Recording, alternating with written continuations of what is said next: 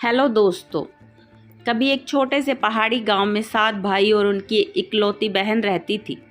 उनके माता पिता का निधन तब हो गया था जब वे बच्चे ही थे। बड़े भाइयों ने बाकियों की जिम्मेदारी उठाई और बहन ने घर की देखभाल करने की भूमिका निभाई। वे एक दूसरे से बेहद प्यार करते थे और एक परिवार की तरह मिलकर कठिनाइयों का सामना करते थे। सातों भाई रोज सुबह जंगल में शिकार कर जाते और बहन घर पर खाना बनाती।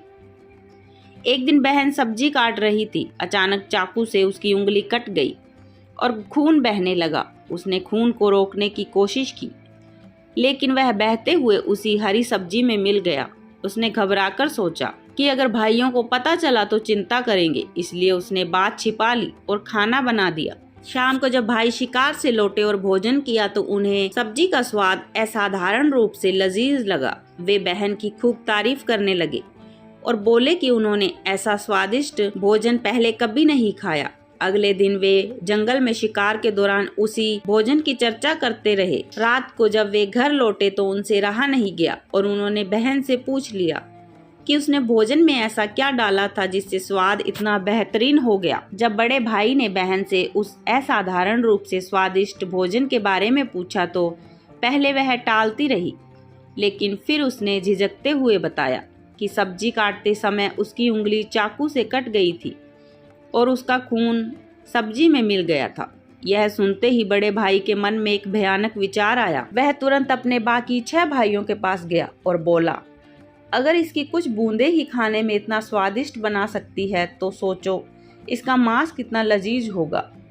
उसके इस विचार से बाकी भाई भी सहमत हो गए। उन्होंने एक खतरनाक योजना बनाई। वे बहन को शादी का लालच देकर जंगल ले जाएंगे और फिर उसकी हत्या करके उसका मांस पका कर खाएंगे। लेकिन सबसे छोटा भाई यह सब सुनकर बेचैन हो उठा। वह अपनी बहन को बचाना चाहता था, लेकिन अकेले 6 भाइयों के सामने उसकी कोई नहीं सुनने वाला था। वह असमंजस में था कि क्या करे। अगले दिन बड़े भाई ने मुस्कुराते हुए बहन से कहा, मैंने तुम्हारे लिए एक अच्छा वर ढूंढा है, चलो तुम्हें उससे मिलवाने ले चलता हूँ। यह सुनकर बहन बहुत खुश हो गई। शादी की बात से उत्साहित होकर वह तुरंत तैयार हो गई। अपने भाइयों के साथ जंगल की ओर चल पड़ी। रास्ते में लंबा सफर तय करने के बाद बहन थक गई। उसने भाइयों से पूछा, भैया मेरा ससुराल अभी और कितना दूर है? बड़े भाई ने मुस्कुरा कर जवाब दिया, बस थोड़ी दूर, फिर पहुँच जाएंगे। आखिरकार वे एक ऊंचे टीले पर पहुंच गए। वहां पहुंचते ही भाइयों ने अचानक बहन को पकड़ लिया, एक खंबे से बांध दिया। अब बहन को समझ आ गया कि उसकी हत्या करने वाले हैं। डर और बेबसी से उसकी आंखों से आंसू बहने लगे। वह रोते हुए भगवान को पुकारने लगी। वहां बड़ा भाई सबसे पहले धनुष उठाकर तीर चलाने को तैयार हुआ, लेकिन तभी बहन बोली, मारो भैया मारो, छाती पर निशाना साधो, तुम्हारा तीर जंगल में चला जाए। यह सुनकर बड़े भाई ने तीर छोड़ा, लेकिन निशाना चूक गया। फिर दूसरे भाई ने प्रयास किया, लेकिन उसका तीर भी गलत दिशा में निकल गया। इसी तरह एक एक करके 6 भाइयों ने तीर चलाए। हर बार निशाना चूकते तीर चलाने की बारी जब छोटे भाई की आई। वह अपनी बहन को मारना नहीं चाहता था, लेकिन उसके 6 भाइयों ने उसे धमकाया, अगर तेरा निशाना चूका तो तुझे भी मार देंगे। बहन अपने छोटे भाई की बेबसी को समझ गई। वह नहीं चाहती थी कि उसकी वजह से उसके सबसे प्रिय भाई की जान भी खतरे में पड़ जाए। इसलिए उसने भारी मन से कहा, मारो भैया, छाती पर निशाना लगाना ताकि तीर सीधे मेरे हृदय में उतर जाए। छोटे भाई की आंखों में आंसू, कांपते हाथों से उसने धनुष उठाया और तीर छोड़ दिया। इस बार निशाना नहीं चूका। तीर सीधा बहन की छाती में जा लगा। वह दर्द से कर्रा उठी और कुछ ही पलों में प्राण त्याग दिए। 6 भाइयों ने मिलकर अपनी ही बहन के शरीर के टुकड़े किए और उसका मांस पकाने लगे, लेकिन छोटा भाई इस घिनौने कृत्य में शामिल नहीं होना चाहता था। वह अपनी बहन का मांस नहीं खा सकता था, इसलिए उसने चुपके से कढ़ाई में कुछ मछलियां और केकड़े डाल दिए। जब खाना परोसा गया तो उसने बहन के मांस को गुप्त रूप से एक गड्ढे में दबा दिया। कुछ वर्षों बाद जहां बहन का मांस दफनाया गया था, वहां एक बांस का पौधा उगाया। समय के साथ वह पौधा बढ़ते बढ़ते घने बांसों के झुंड में बदल गया।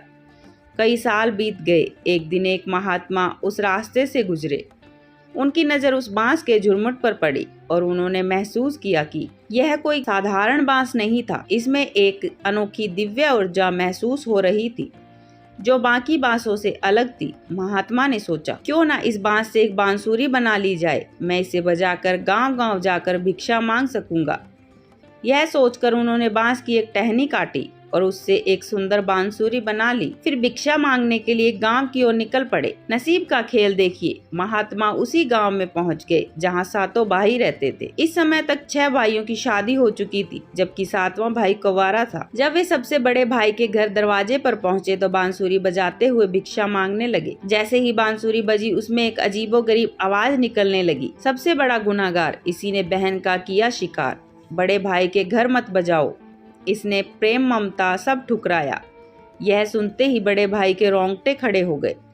बांसुरी से आती इस अजीब आवाज को सुनकर महात्मा चौंक गए, लेकिन सबसे ज्यादा हैरानी बड़े भाई को हुई, क्योंकि वह तुरंत पहचान गया कि यह आवाज उस बहन की है जिसे उन्होंने सातों भाइयों ने मिलकर जंगल में मार डाला था।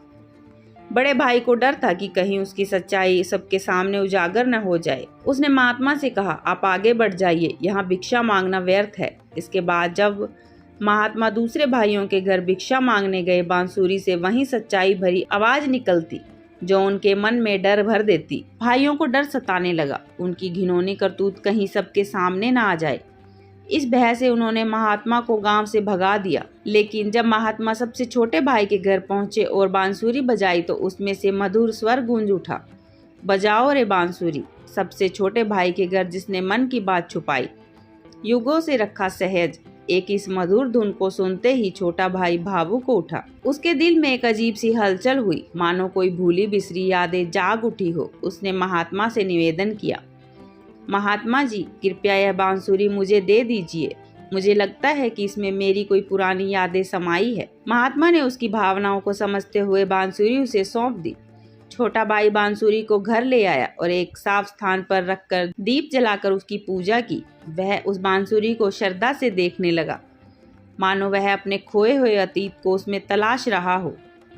कुछ दिनों के बाद उसे अपने घर में एक अजीब आहट महसूस हुई, मानो कोई उसके साथ उस घर में रह रहा हो। जब वह घर पे नहीं होता, उसके घर की सफाई हो जाती, वस्त्र सही ढंग से तय लगाए रहते और दीपक भी प्रज्वलित रहता। यह देखकर चकित रह गया। आखिरकार उसने यह जानने का निश्चय किया कि यह रहस्यमयी काम कौन करता है। एक दिन वह चुपचाप करके घर के एक कोने में छिप गया, इस बारे में पता लगाने के लिए। तभी उसकी आंखों के सामने चौंकाने वाला दृश्य आया। बांसुरी से उसकी बहन की आत्मा बाहर निकलती, घर की सफाई करती, कपड़ों को तय लगाती, दीपक जलाती और फिर वापस बांसुरी में समा जाती।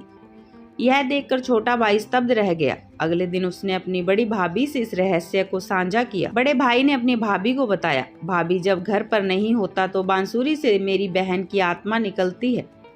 वह सारा काम करती है, फिर वापस बांसुरी में समा जाती है। यह सुनकर भाभी भी हैरान हुई। उसने गंभीरता से कहा, जब अगली बार तुम्हारी बहन की आत्मा बांसुरी से बाहर आए तो तुरंत बांसुरी को अग्नि में डाल देना, उस पर गंगा जल का छिड़काव करना। लेकिन ध्यान रहे कि तुम्हारा भाइयों को इस बारे में जरा भी भनक ना लगे। यह सब बातें सबसे बड़ा भाई बाहर खड़े होकर सुन रहा था। वह तुरंत अपने बाकी 5 भाइयों के पास गया और उन्हें सब बातें बता दी।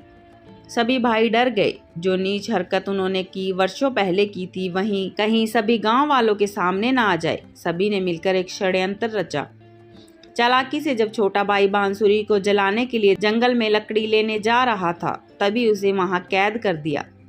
उसके घर जाकर बांसुरी चुरा ली और सभी भाइयों ने बांसुरी को तोड़कर नदी में फेंकने का सोचा। तभी वहीं संत प्रकट हो गए, जिन्होंने छोटे भाई को बांसुरी दी थी। भाइयों और संत के बीच कहासुनी इतनी बढ़ गई कि उन्होंने संत को पानी में फेंक दिया। इसी बीच मौका पाते ही छोटे भाई ने बांसुरी चुरा ली और भागते हुए अपनी भाभी के पास गया। वहां पहुंचते ही आग जलाकर बांसुरी को आग में रख दिया और ऊपर से गंगा जल का छिड़काव कर दिया। जैसे ही बांसुरी में गंगा जल पड़ा, उसमें से एक तेज रोशनी बाहर आने लगी और देखते ही देखते उसकी बहन की आत्मा पूरी तरीके से बांसुरी के बाहर आ गई और जीवित हो गई। अपनी बहन को इतने सालों के बाद जीवित देखना छोटे भाई के लिए कोई चमत्कार से कम ना था। उसने रोते हुए अपनी बहन को गले लगा लिया। बहन के पुनर्जीवित होने की खबर पूरे गांव में जंगल की तरह फैल गई। लोग इस चमत्कार को सुनकर स्तब्ध रह गए कि मृत लड़की कैसे फिर से जीवित हो सकती है। जब गांव के लोग इकट्ठा हुए, छोटे भाई ने खुद सभी के सामने आकर पूरी सच्चाई बयां की। उसने भारी मन से कहा, मेरे 6 भाइयों ने अपनी स्वाद के लालसा में आकर मेरी मासूम बहन की बेरहमी से हत्या कर दी थी। उन्होंने उसे उस जंगल में ले जाकर पहले धोखे से बंधक बनाया, फिर उस पर वार करने की योजना बनाई।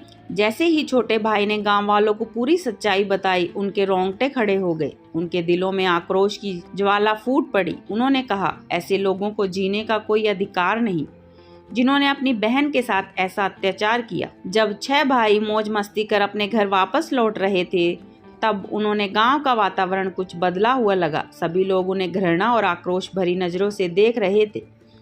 पहले तो उन्हें मामला कुछ समझ नहीं आया, लेकिन जैसे ही उन्होंने अपने छोटे भाई को अपनी बहन के साथ गांव के बाजार में देखा, वे आश्चर्यचकित हो गए और डर के मारे कांपने लगे और उन्हें मामला समझते देर न लगी। उन्हें पता चल गया था कि छोटे भाई ने गांव वालों को पूरी घटना बता दी है और वह सब अब मिलकर उनके बीच चौराहे में पेड़ के साथ बांधकर जलाकर खाक कर देंगे।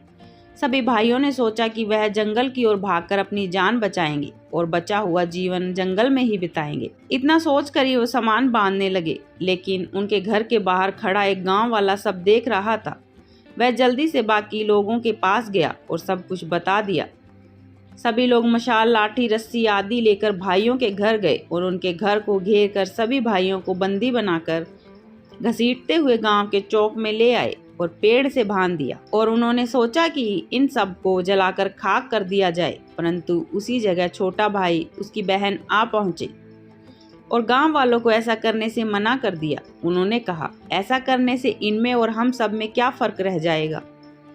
आप सभी इन्हें गांव से निकाल दीजिए और जंगल में रहने के लिए छोड़ दीजिए और कोई भी इन्हें संपर्क ना करे, यही इनकी सजा रहे।